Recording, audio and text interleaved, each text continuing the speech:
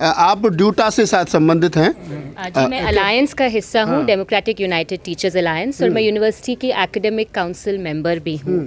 देखिए, हैरानी की बात है कि एकेडमिक काउंसिल की मई, अगस्त और नवंबर की मीटिंग्स में दिल्ली यूनिवर्सिटी के एडमिनिस्ट्रेशन, खासकर की जो वाइस चांसलर है, कुलपति, वो बार बार कह रहे हैं कि सिर्फ कुछ 100-150 टीचर ही यूनिवर्सिटी में जो एडहॉक पढ़ा रहे हैं, बस उन्हीं का डिस्प्लेसमेंट हुआ है।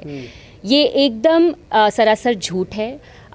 इस आंकड़े के पीछे एक ये रहस्य मतलब बहुत साफ एक रहस्य ये है कि एक बड़ा हिस्सा जो डिस्प्लेस हुआ है एडहॉक टीचर्स का, वो तो वापस अपने होम टाउन्स, अपने घर भी चले गए हैं, प्राइवेट यूनिवर्सिटी में जॉब कर रहे हैं। कितना एक्चुअली उन डिस्प्लेस टीचर्स को ट्रेस डाउन किया गया है, और उनमें बहुत सारे डिस्प्लेस टीचर्स, जब उनसे बात हुई भी तो उन्होंने यही शेयर किया, यही तमाम एक्सपीरियंस है कि मुश्किल से आपको एक 2 मिनट का इंटरव्यू मिल रहा है जिसमें आपके 5-10 साल का जो एक्सपीरियंस रहा यूनिवर्सिटी में पढ़ाने के, उसको मापा जाता है। जाहिर सी बात है कि ये इंटरव्यूज़ मेरिट के बेसिस पे नहीं है। ये इंटरव्यूज़ इस तरीके से भी कॉल नहीं किए गए हैं कि जितना आपने इस यूनिवर्सिटी को दिया है उसको एवेल्युएट करके आपको जॉब सिक्योरिटी या रिवॉर्ड दिया जाए। आपने 10 साल दिए इस यूनिवर्सिटी ने, आपको 15 साल दिए, तो आपको उसके बदले हम पक्की नौकरी दे रहे हैं। ये इंटरव्यूज़ इसके लिए नहीं बुलाए गए हैं, ये इंटरव्यूज़ इसलिए बुलाए गए हैं, और ज़्यादातर इंटरव्यू पॉलिटिकल क्रोनिज्म का ही आउटकम है, क्योंकि ये तय किया जा रहा है इंटरव्यू में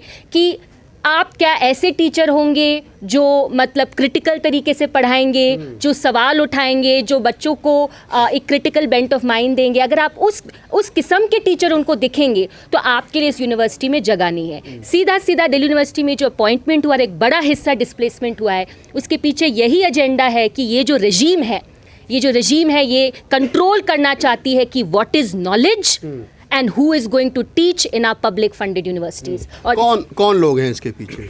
देखिए, यहाँ पे तो एक बड़ा दबाव हमारे रूलिंग पार्टी का है जो केंद्र सरकार में है। हमारे राइट विंग के जो ग्रुप्स हैं उनका एक बहुत बड़ा यहाँ पे गेम प्लान चल रहा है, और जो इन्हीं से संबंधित जो टीचर्स ग्रुप्स हैं वो इस पूरे खेल में शामिल हैं। और टैलेंट, मेरिट, गुड टीचर्स, एक टीचिंग एक्सपीरियंस, सारी चीज़ों को एकदम डस्टबिन में डाला जा रहा है, और ये पॉलिटिकल क्रोनिज्म का ही खेल खेला जा रहा है। और स्थिति इतनी खराब हो चुकी है कि यूनिवर्सिटी पूरी तरह बर्बादी के कगार पे है। बर्बादी के कगार पे नहीं, बल्कि बर्बाद की जा चुकी है। और जहाँ तक लक्ष्मण यादव या और उनके जैसे जो टीचर्स हैं जिनको डिस्प्लेस किया गया है, ये पूरी तरह से एक पॉलिटिकल वेंडेटा का पार्ट है। उनके ऊपर इस तरह की कसर निकाली जा रही है क्योंकि वो लोग मुखर हैं। आज मुझे लोगों के नाम बताइए, ऐसे कोई 10 लोगों के नाम मुझे बता दिए जाएं जिन्होंने सरकार की नीतियों की मुखालफत की है, जिन्होंने आरक्षण पे बोला है, जिन्होंने जाति के मसले को उठाया है, जिन्होंने सांप्रदायिकता के विरोध में बोला है, या जिन्होंने लैंगिक न्याय के बारे में आवाज़ उठाई हो। और ऐसे 10 लोगों के मुझे नाम बता दिए जाएं जिनका परमानेंट अपॉइंटमेंट हुआ हो। अब सिर्फ अपॉइंटमेंट का एक ही मानक रह गया है कि शाखा के मृग बन जाइए जाके, और वहाँ पर लाठियाँ भांजिए जाके, या फिर जो शाखा मृगों के जो उनके लीडर्स हैं उनके आप पादुकाएँ उठा के चरण पर अपने सर पर ढोइए जाके। इसके अलावा कोई मानक नहीं बचा हुआ है। यूनिवर्सिटी पूरी तरह से बर्बाद हो चुकी है, और इसका आलम, और ये जो लोग जहाँ तक आवाज़ पहुँच रही हो, ये पब्लिक इंस्टीट्यूशंस हैं, ये इन्हीं की वजह से। आप आज देश के पास में कितने इंस्टीट्यूशंस बचे हैं? 2, 4, 5, 10 आप नाम गिला लेते हैं, उसके अलावा आपके पास कुछ नहीं बचा हुआ है। और ये भी इनका असर आपको देखने को मिलेगा जब 5, 6, 7, 8 साल बाद ये जो इनकॉम्पिटेंट टीचर्स भरे गए हैं, जिनको रिसर्च के बारे में ABCD नहीं पता है, उसके साथ साथ जो PhD एडमिशन्स हो रहे हैं उसमें भी वही लोग भरे जा रहे हैं जिनको पता ही नहीं है कि रिसर्च मेथोडोलॉजी क्या होता है, क्या क्वांटिटेटिव डाटा होता है, क्या क्वालिटेटिव डाटा होता है, क्या कुछ। मतलब इतनी बेइंतहाई हो चुकी है कि बोलने के लिए कुछ बचा नहीं है, क्या क्या कहाँ बोला जाए। अब ये सवाल यहाँ से उठ के आप लोगों के बीच जनता तक पहुँचना चाहिए, क्योंकि इनकी नौकरी चली गई है, ये अपना कुछ कर लेंगे, खा कमा लेंगे, इतने सक्षम है, 14 साल पढ़ाया है, तो इनके पास इतनी क्षमता है कि इनको कोई भी संस्थान रख लेगा, ये अपनी रोजी रोटी चला लेंगे। लेकिन सवाल आपका है, आपके बच्चों का है, आपके जो भविष्य आपके बच्चों का आने वाला है, उनको आप क्या दिखाना चाहते हैं? आप पढ़ा लेंगे अशोका यूनिवर्सिटी में, आप पढ़ा लेंगे जिंदल में जाके, आपकी नहीं औकात है, मैं खुल के कह रहा हूँ, आप नहीं पढ़ा पाएंगे। 40,000 रुपये महीने की आपकी तनख्वाह है, आपकी औकात से बाहर है। शब्द शायद आपको गलत लग रहा हो, लेकिन ये सच्चाई है, आप नहीं पढ़ा पाएंगे। आपके लिए ये पब्लिक इंस्टीट्यूशन है, अगर ये पब्लिक इंस्टीट्यूशन बचेंगे ही नहीं तो आप क्या करेंगे? जो हालत आपकी, आप 40,000 भी कमा रहे हैं, आपके बच्चे उस लायक भी नहीं बचेंगे। तो कृपया इन चीज़ों का संज्ञान लें और कुछ सुधार और कुछ गुंजाइश कुछ बची है, थोड़ा बहुत उसके लिए अपने कदम आगे बढ़ाएं।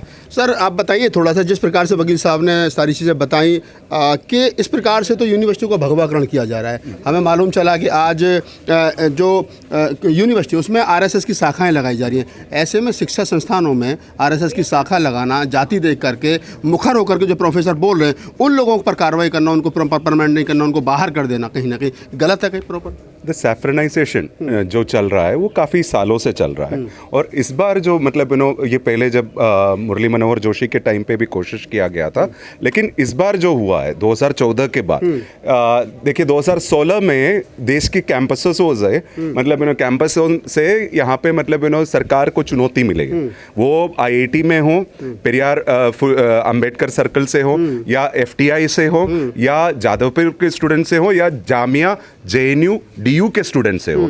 तब इन्होंने देखा कि मतलब जो हायर एजुकेशन का प्रोजेक्ट में हायर एजुकेशन में अभी भी परमानेंट नौकरी में और संस्थाओं में बहुत सारे राइट विंग के लोग हैं, जबकि उनका सरकार नहीं चल रहा था, क्योंकि मतलब जो एक रिलेटिव मेरिट का कंसेप्ट के हिसाब से लोगों का मोर और लेस अपॉइंटमेंट फेयर होता था, और मतलब उतना लंबा समय तक आपको वेट नहीं करना था, 2-3 साल में अपॉइंटमेंट होता था। और अब वो 2009 के बाद मतलब ये सिस्टम पूरा बिगड़ गया और उसका फायदा उठा रहे राइट विंग के लोग।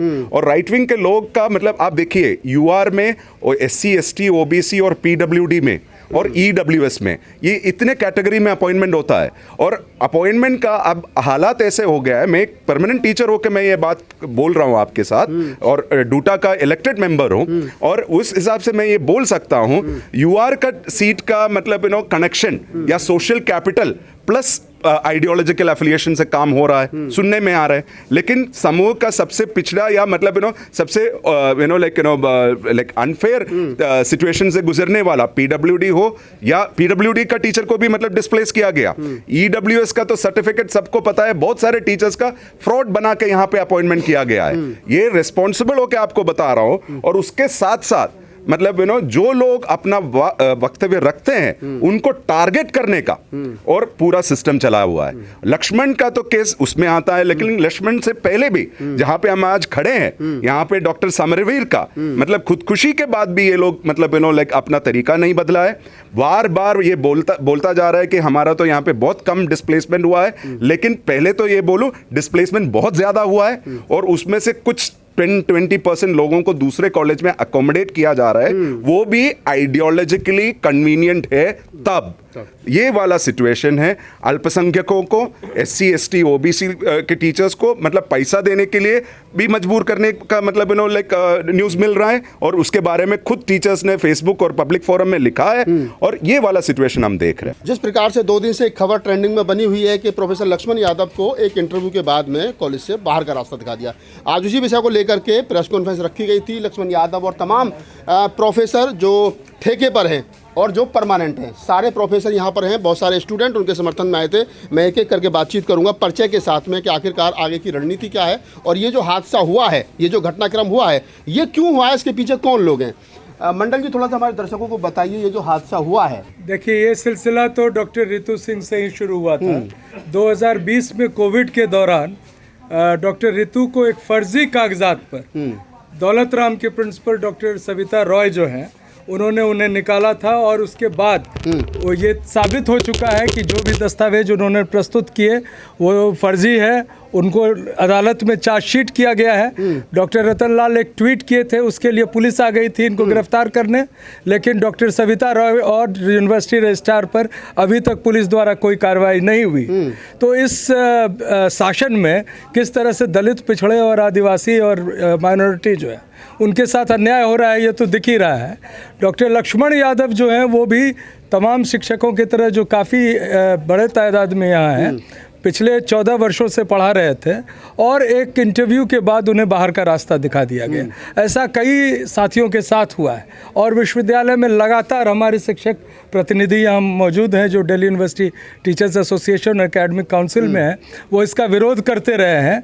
इन विरोध के बावजूद सरकार के तरफ से और यूनिवर्सिटी प्रशासन के तरफ से कोई कार्रवाई नहीं की गई है, और चुन चुन के ऐसे लोगों को निकाला जा रहा है, ख़ास तौर से जो समाज के सरोकार की बात बात करते हैं। दलित पिछड़ों के प्रति अन्याय जो हो रहा है, जो चाहे रोहित वेमुला हो, डॉक्टर पायल तड़वी हो, या इसी कॉलेज हिंदू कॉलेज में समरवीर जिन्होंने आत्महत्या की थी, इन मुद्दों को जो उठाते हैं उनको टारगेट किया जाता है। और उन टारगेट किए जाने वालों में सिर्फ डॉक्टर लक्ष्मण यादव नहीं, मुझ जैसे लोग और डॉक्टर रतन लाल और कई हमारे साथी शामिल हैं। मंडल साहब ने कहा कि बहुत सारे लोग शामिल हैं।